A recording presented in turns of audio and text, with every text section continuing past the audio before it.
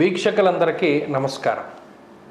October నెల 10వ తారీఖు లగాయతు ఫిబ్రవరి 4వ తారీఖు వరకు దాదాపుగా 117 రోజుల పాటు వృషభ రాశిలో సంచారం చేస్తూ ఉన్నటువంటి గురువు వక్రగతిని పొందబోతూ ఉన్నారు.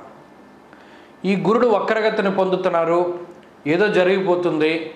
ఈ గురుడు వక్రగతిలో ఉన్నప్పుడు విపరీతమైనటువంటి ఫలితాలు వస్తాయి అని కొంతమంది కొంత దుష్ప్రచారాన్ని చేస్తున్నారు. ఇక్కడ ఒక విషయాన్ని గుర్తుపెట్టుకోవాలి. శనేశ్వరుడికి వక్రం కలిగింది. దాదాపుగా చాలా రోజులు, ఆయన కూడా 100 రోజుల పైనే వక్రగతిలో ఉన్నారు. నవంబర్ 15వ తారీఖుతోటి ఆ శనేశ్వరుడి యొక్క వక్రగతి పూర్తయిపోతుంది. ఇక్కడ ద్వాదశ రాశులకి ఫలితాలని మనం అధ్యయనం చేసేటప్పుడు కేవలం ఒక గ్రహాన్ని మాత్రమే దృష్టిలో పెట్టుకుని ఫలితాన్ని చెప్పకూడదు. మిగతా గ్రహాల తాలూకు ఫలితాలు కూడా ఉంటాయి కదా.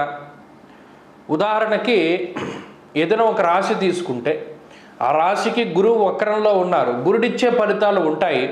కానీ మిగతా గ్రహం వల్ల వచ్చేటువంటి ఫలితాలు కూడా వస్తాయి కదా. ఇది కూడా అన్వయం అవుతుంది కదా.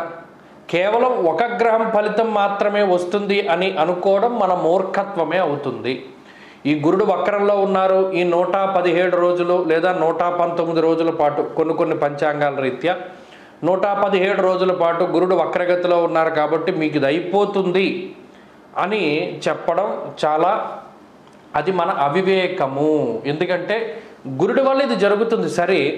ఒకవేళ గురుడు పాపస్థానంలో ఉన్నారు, దానివల్ల ఇది కొంత ఇబ్బందికరమైన పరిస్థితులు ఉన్నాయి. మరి దీనివల్ల మిగతా గ్రహం ఇచ్చేటువంటి శుభ ఫలితాలు కూడా ఉంటాయి కదా. దాన్ని కూడా మనం దృష్టిలో పెట్టుకోవాలి. కాబట్టి ఇందులో మేము చెప్పేటువంటి ఏ ఫలితమైనా ఒక గ్రహం వల్ల మాత్రమే మీకు ఇది వస్తోంది అని చెప్తున్నాం. కానీ అట్ ద సేమ్ టైం ఇంకొక గ్రహం వల్ల ఏదైనా శుభ ఫలితం కనుక వస్తే ఈ చెడు అన్నది తగ్గుముఖం పడుతుంది. ఇది ప్రధానంగా గుర్తుపెట్టుకోవాలి. కాబట్టి ఈ గురువు యొక్క ఈ 117 రోజుల వక్రగతిని దృష్టిలో పెట్టుకుని ఏ ఏ రాసులకి ఏ ఫలితాన్ని గురుడు కలగజేస్తున్నారు అనేటువంటి విషయాన్ని దృష్టిలో పెట్టుకోవాలి. ఎందుకంటే ఆల్మోస్ట్ రాశి సంచారం పూర్తయిపోతూ ఉన్నటువంటి టైంలో ఉన్న గురుడు 40 డిగ్రీలు 43 డిగ్రీలు వరకు వెనక్కి వచ్చేస్తున్నారు. మరలా తర్వాత మే 15వ తారీఖున మారతారు గురుడు వృషభం నుండి మిథున రాశిలోకి. కాబట్టి ఈ రోజులు 117 రోజులు అటు మేషం నుండి మీనం వరకు ఏ రాశికి ఏ ఫలితాన్ని ఇస్తున్నారు గురుడు అనేటువంటి విషయాన్ని గనక పరిశీలన చేస్తే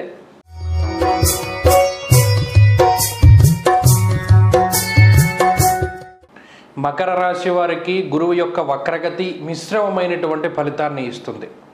ఇదంత మంచి కాదు, అలానే అంత చెడు కాదు.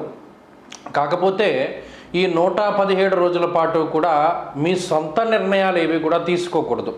ఇది ఒక సూచనప్రాయంగా ఎందుకు చెప్తున్నాను అంటే, ఈ 117 రోజుల్లో మీకు మీరుగా తీసుకునేటువంటి నిర్ణయాల వల్ల రాబోయేటువంటి కాలంలో కొంత ఇబ్బందులు పడడానికి అవకాశం ఉంటుంది.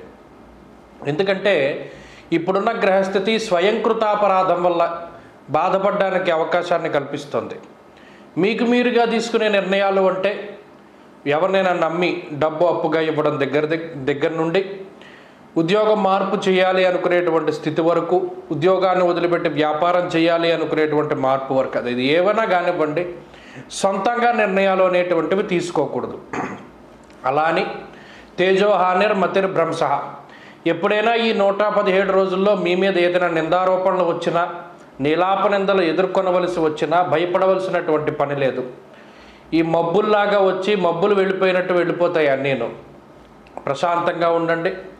ఏది కూడా సీరియస్గా తీసుకోకండి. ఎవరైనా ఏదైనా ఒక మాట అన్నా మౌనంగా దాన్ని మీరు విన్నట్టు విని అక్కడి నుండి వెళ్ళిపోయి మీ పని మీరు చేసుకోండి. ఈ 117 రోజుల పాటు కూడా ఎక్కడ విమర్శలు ప్రతి విమర్శలు వద్దు. అలాగే ఎక్కడ మనుషుల్ని నమ్మవద్దు, సొంతంగా నిర్ణయాలు తీసుకోవద్దు, కొత్త విధానాలు ఏవి కూడా జీవితంలో ప్రతిపాదించవద్దు. ఎప్పుడు ఏది ఎలా సాగుతూ ఉన్నదో అలాగే ముందుకు వెళ్ళిపోండి. ఇక ఏ విధమైనటువంటి ఇబ్బందులు కూడా మకర రాశి వారి మీద ఉండవు.